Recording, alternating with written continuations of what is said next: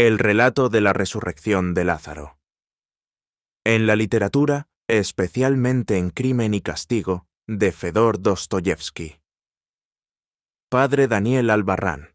A propósito de la jornada de oración por la unidad de los cristianos, desde el 18 al 25 de enero de 2025. El lema de este año para la jornada de oración por la unidad de los cristianos es el diálogo del relato de la resurrección de Lázaro, cuando Marta y Jesús conversan sobre la situación de la muerte de su hermano. El caso es que Marta le reclama a Jesús su ausencia, especialmente porque le habían mandado aviso que su hermano estaba muy enfermo, y Jesús no había venido. «Señor, si hubieras estado aquí, no habría muerto mi hermano», le dijo Marta a Jesús. Ese diálogo es hoy el lema, porque Jesús le habla a Marta de resurrección y le pregunta si cree. Y, de ese relato de sobre Lázaro, hay una obra en la literatura que hoy quiero abordar, especialmente en la obra de Fedor Dostoyevsky, titulada Crimen y Castigo. Y las razones son porque Dostoyevsky hace una aplicación existencialista del sentido de la resurrección de los muertos, como ya veremos, y porque el lema de este año es ¿crees esto? Empecemos.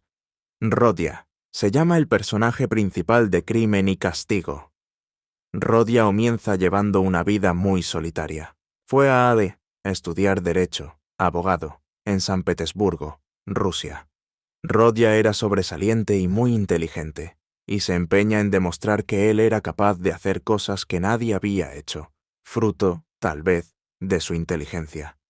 Eso lo llevó a la esquizofrenia, prácticamente, y empieza a considerarse superior. En sus disquisiciones pensaba que a los seres superiores, a los que eran distintos del común, a los extraordinarios, les estaba permitido hacer cualquier cosa, precisamente porque eran superiores. Decía, sobre todo en la conversación que tuvo con Porfirio Petrovich, el juez policía que lo tenía nervioso, que a los hombres se les divide en dos clases, en seres ordinarios y en seres extraordinarios. Los ordinarios han de vivir en la obediencia y no tienen derecho a faltar a las leyes, por el simple hecho de ser ordinarios. En cambio, los individuos extraordinarios están autorizados a cometer toda clase de crímenes y a violar todas las leyes, sin más razón que la de ser extraordinarios.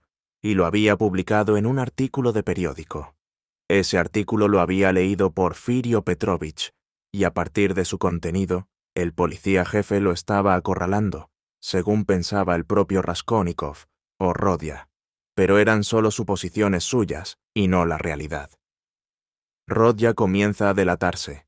Él mismo comienza a dar pistas para que lo atrapen. Él mismo cae en sus propias trampas mentales. Pero, ¿qué fue lo que pasó? Que mató a la vieja, como reitera casi todo el tiempo el autor.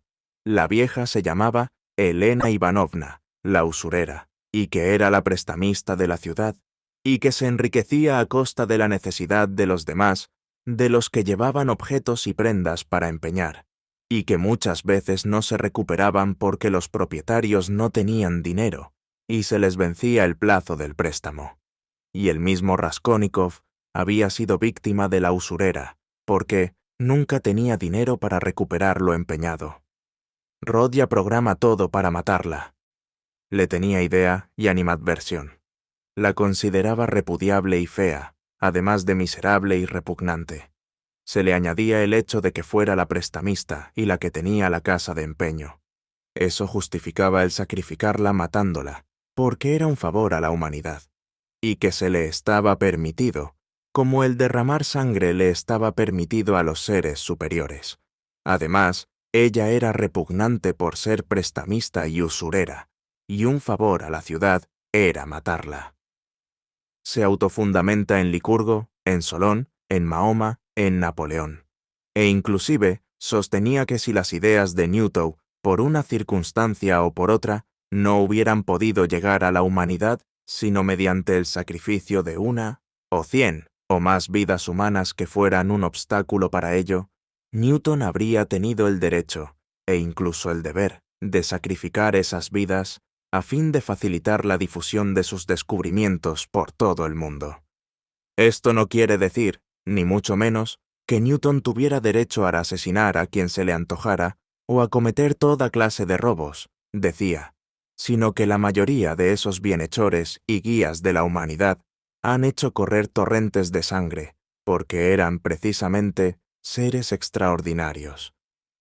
Decía Rodia que no solo los grandes hombres, sino aquellos que se elevan, por poco que sea, por encima del nivel medio, y que son capaces de decir algo nuevo, son por naturaleza, e incluso inevitablemente, criminales, en un grado variable, como es natural. Si no lo fueran, les sería difícil salir de la rutina. No quieren permanecer en ella, y yo creo decía que no lo deben hacer. Cuando estaba en la indecisión en lo que ya había determinado hacer, escuchó una conversación, precisamente, sobre la vieja, en el bar del barrio donde vivía. En esa conversación, hablaban de la vieja y que debería morir. Entonces, Rodia encontró la justificación porque pensó que no era el único que estaba pensando lo que estaba pensando sobre la vieja y su suerte, que ya estaba echada, y que muy pronto pasaría a estarlo por la acción del hacha con la que la iba a matar. Era de la opinión que los hombres pueden dividirse, en general, y de acuerdo con el orden de la misma naturaleza, en dos categorías. Una inferior, la de los individuos ordinarios, es decir, el rebaño cuya única misión es reproducir seres semejantes a ellos, y otra superior, la de los verdaderos hombres, que se complacen en dejar oír en su medio palabras nuevas. Naturalmente, las subdivisiones son infinitas, pero los rasgos característicos de las dos categorías son, a mi entender, decía, bastante precisos. La primera categoría se compone de hombres conservadores, prudentes, que viven en la obediencia, porque esta obediencia los encanta, y están obligados a obedecer, pues este es su papel en la vida, y ellos no ven nada humillante en desempeñarlo.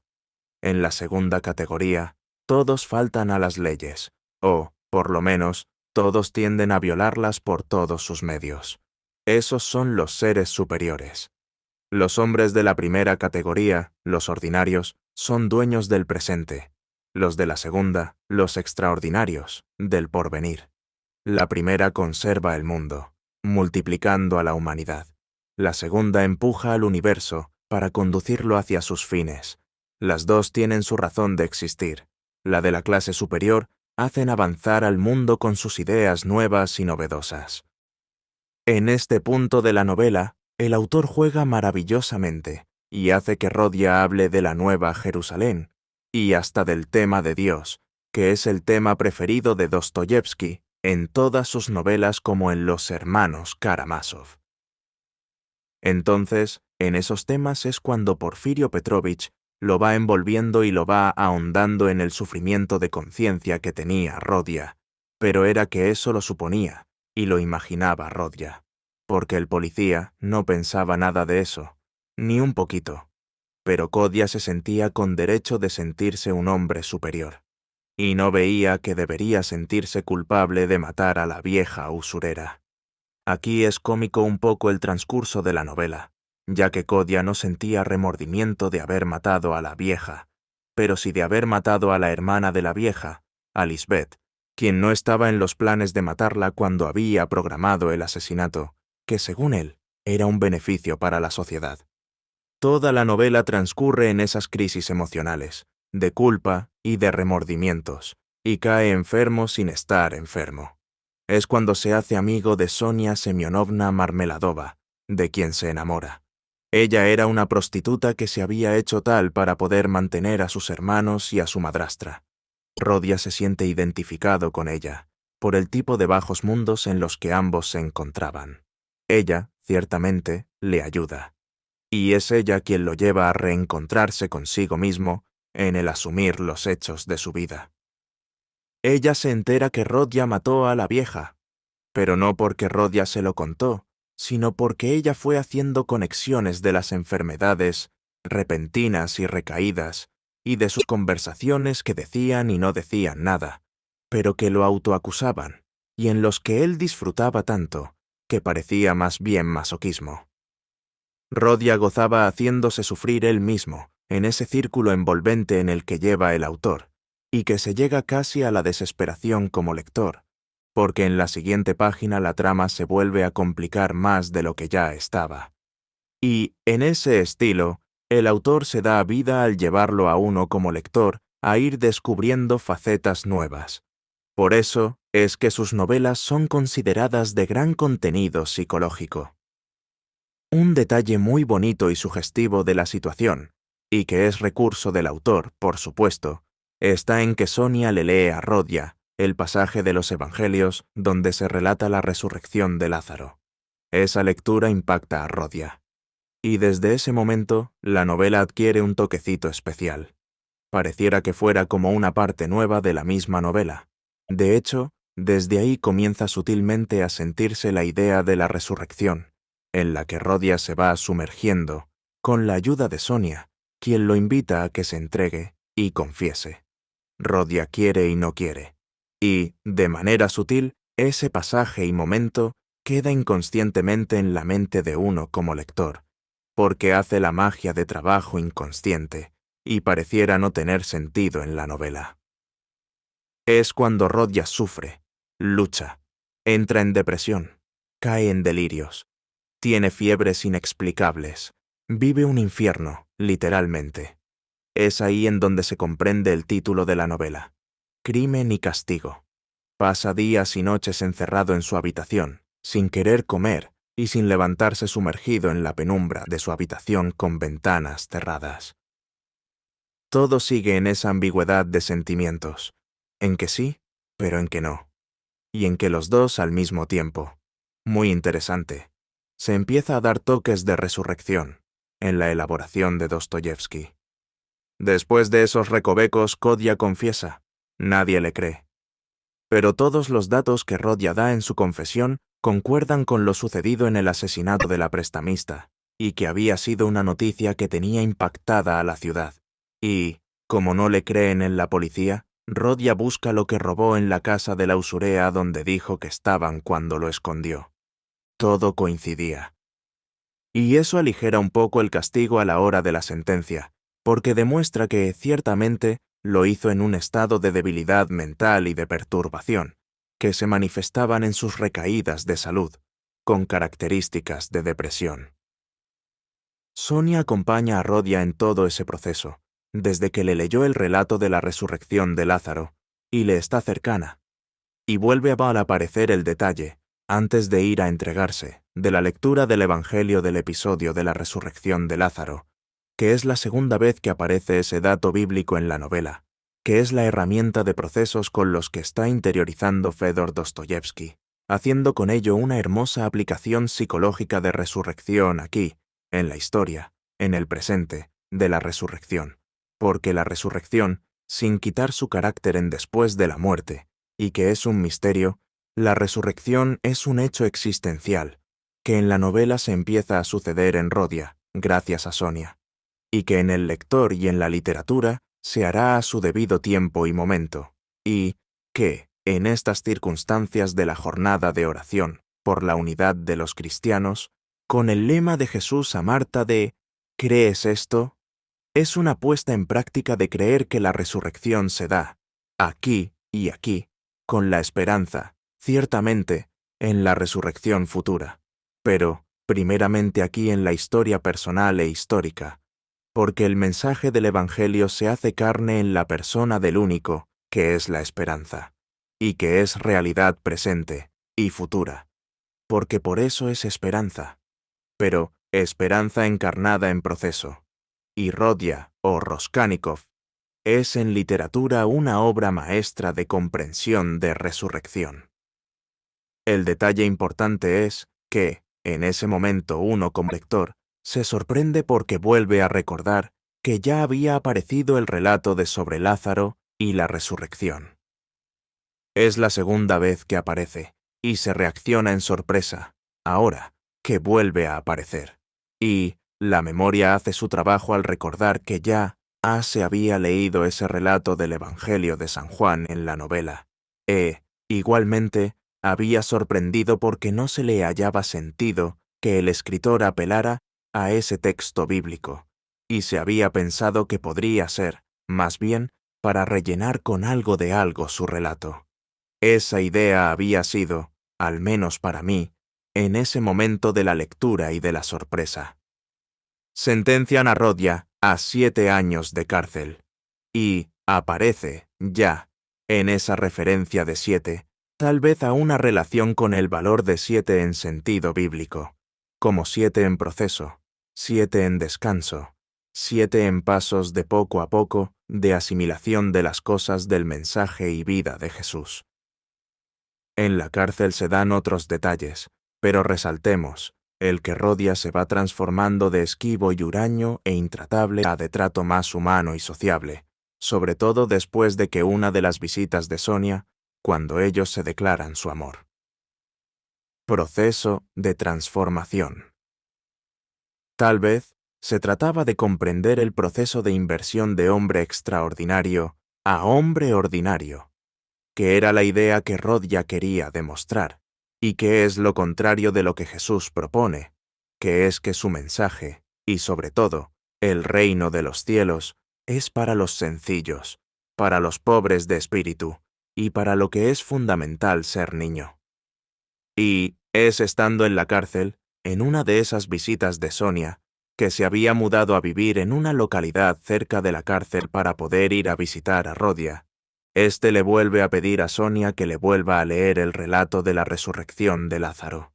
Y, ahí, uno entiende como lector la magia de Dostoyevski en su obra magistral Crimen y Castigo. Impresionante. Maravilloso. Muy interesante, sin duda. Ahora bien, Rodia no tendrá razón en eso de la división de los hombres en dos categorías, en la de extraordinarios y en la de ordinarios, en la de los seres superiores y en los que obedecen como rebaños, de manera natural. Al ver el mundo de hoy, ¿no se estará aplicando esa teoría de la que los que consideran superiores les está permitido hasta derramar sangre para imponer sus ideas? ¿Crees esto?, le pregunta Jesús a Marta. La resurrección es en el ahora. ¿Y qué tiene que ver la novela Crimen y Castigo con el lema de este año, 2025, con la jornada de oración de los cristianos? Tal vez, porque sea la esperanza lo central de todo, en ambos casos, tanto en la novela como en el lema de la jornada de oración. Solo, en tal vez. Eso, por una parte. Por otra, es que todos hemos sido alguna vez Rodia o Raskolnikov de la novela de Fedor Dostoyevski. Esa es la grandeza de esta novela, que es un patrimonio intelectual, moral, cultural, por su repercusión psicológica en donde alguna vez nos vemos proyectados, o somos prácticamente, el mismo Rodia, con procesos de aniquilación, de desmoronamiento, de autodestrucción, de desamparos, de tinieblas por la culpa y el remordimiento. Y gracias a que haya una Sonia Semyonovna Marmeladova en cualquiera de sus sentidos, ya en femenino o en masculino el caso, que con su lectura del relato de la resurrección de Lázaro, sea el punto para no morir en nuestra propia miseria que lleva a la destrucción. Y que es la grandeza del estilo literario en su riqueza humana de Fedor Dostoyevski, que gusta jugar con ese proceso de destrucción psicológica y moral, y que en este caso, de Rodia, está plasmado en la división de seres extraordinarios y seres ordinarios, que no son más que puras patrañas de autoengaño, porque nadie, en absoluto, nadie es extraordinario ni sobre otros, ni sobre sí mismo. En eso está lo extraordinario de esta novela, Crimen y Castigo, que se requiere de un proceso de madurez para comprender, asimilar y hacer en carne propias que lo extraordinario es que somos, simplemente, ordinarios. ¿Crees esto? Si no lo crees, tranquilo, la vida te lo va a enseñar. ¿Todavía no te lo ha enseñado? Y viene, enseguida, la sorprendente carta del Santo Padre Francisco sobre el papel de la literatura en la formación, del 4 de agosto de 2024, apenitas el año pasado, donde dice: una obra literaria es, pues, un texto vivo y siempre fecundo, capaz de volver a hablar de muchas maneras y de producir una síntesis original en cada lector que encuentra. Al leer, el lector se enriquece con lo que recibe del autor, pero esto le permite al mismo tiempo hacer brotar la riqueza de su propia persona, de modo que cada nueva obra que lee renueva y amplía su universo personal. A mí, por ejemplo, me encantan los artistas trágicos, porque todos podríamos sentir sus obras como propias, como expresión de nuestros propios dramas. Llorando por el destino de los personajes, lloramos en el fondo por nosotros mismos y nuestro propio vacío, nuestras propias carencias, nuestra propia soledad. Por supuesto, no les pido que lean lo mismo que yo he leído. Cada cual encontrará aquellos libros que digan algo a su propia vida y se conviertan en verdaderos compañeros de viaje. No hay nada más contraproducente que leer algo por obligación, haciendo un esfuerzo considerable solo porque otros han dicho que es imprescindible.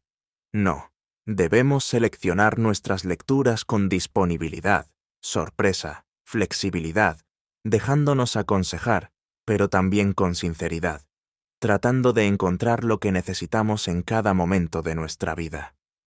Fin de la cita de la carta del Papa Francisco sobre la importancia de la lectura de las grandes obras de la literatura universal. Y fin de mi intervención de hoy. Gracias.